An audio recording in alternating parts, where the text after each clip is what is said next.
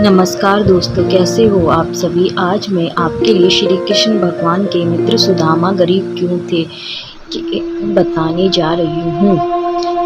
कृष्ण और सुदामा की दोस्ती से तो सब वाकिफ ही होंगे। अगर किसी को कभी दोस्ती की मिसाल देनी हो तो सबसे पहले नाम श्री कृष्ण सुदामा का ही आता है। श्री कृष्ण का जन्म एक संपन्न परिवार में हुआ था और वहीं सुदामा एक गरीब ब्राह्मण थे। दोनों में जमीन आसमान का फर्क हुआ करता था,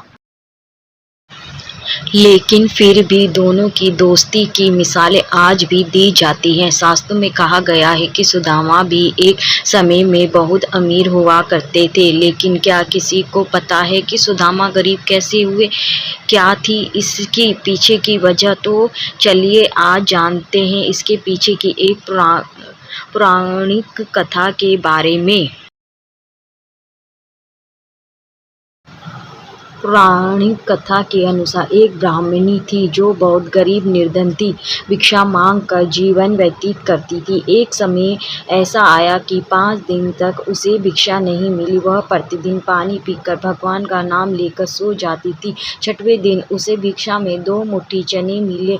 कुटिया पे पौराणिक कथा के अनुसार एक ब्राह्मणी थी। पहुँचते पहुँचते रात हो गई। ब्राह्मणी ने सोचा अब यह चने रात में नहीं खाऊंगी, सुबह भगवान को भोग लगाकर फिर खाऊंगी। यह सोचकर ब्राह्मणी चनों को कपड़े में बांधकर रख दिया और वासुदेव का नाम जपते जपते सो गई। लेकिन कुछ समय बाद कुछ चोर चोरी करने के लिए उसकी कुटिया में आ गए। इधर उधर बहुत ढूंढा, चोरों को कुछ नहीं मिला, लेकिन वे चने की बंदी पोटली चुराकर ले गए, क्योंकि उसको उस पोटली में सोने के सिक्के लगे। इतने में ब्राह्मणी जाग गई और शोर मचाने लगी। गांव के सारे लोग चोरों के लिए दौड़े। चोर वह पोटली लेकर भागे। पकड़े जाने के डर से सारे चोर संदीपन मुनि के आश्रम में छिप गए, जहाँ भगवान श्री कृष्ण और सुदामा शिक्षा ग्रहण कर रहे थे। कुछ समय बाद चोर उस आश्रम से भय भाग गए, लेकिन चनों की पोटली वहीं पर भूल गए।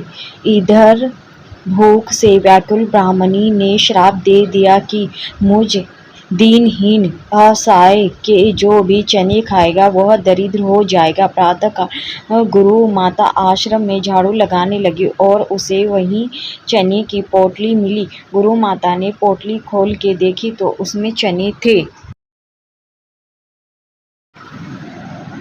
सुदामा और कृष्ण भगवान जंगल से लकड़ी लाने जा रहे थे, तो गुरु माता ने वह चने की पोटली सुदामा को दी और कहा, बेटा की भूख लगे तो खा लेना। सुदामा तो जन्मजात से ही ब्रह्मज्ञानी थे। जो ही चने की पोटली